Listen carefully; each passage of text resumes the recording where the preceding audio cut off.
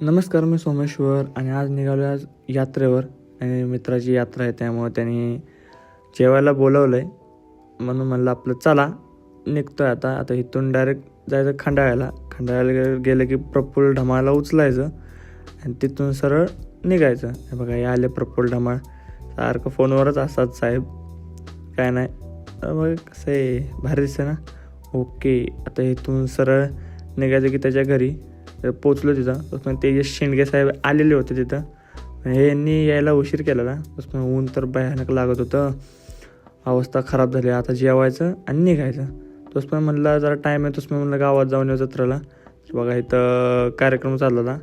देव जरा बघून यांना नादिक माणूस आहे तेजस शेंडगे. परत आलो घरी तर म्हणलं आता चला जेवून घेऊ, कारण की परत कामाला पण जायचं होतं.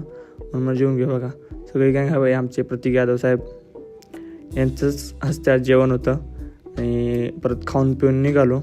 लय खाल्लं, भयानक खाल्लं. नुसतं असं एकदम ओके झालं नियोजन. तर निघालो आपलं कंपनीकडं. मी आणि अभिषेक दायगुडे आपलं एका गाडीवर आणि प्रफुल्ल गेला माझी गाडी घेऊन. एक नंबरमध्ये पण नियोजन एक नंबर झालं. त्यानंतर डायरेक्ट घरीच आलो.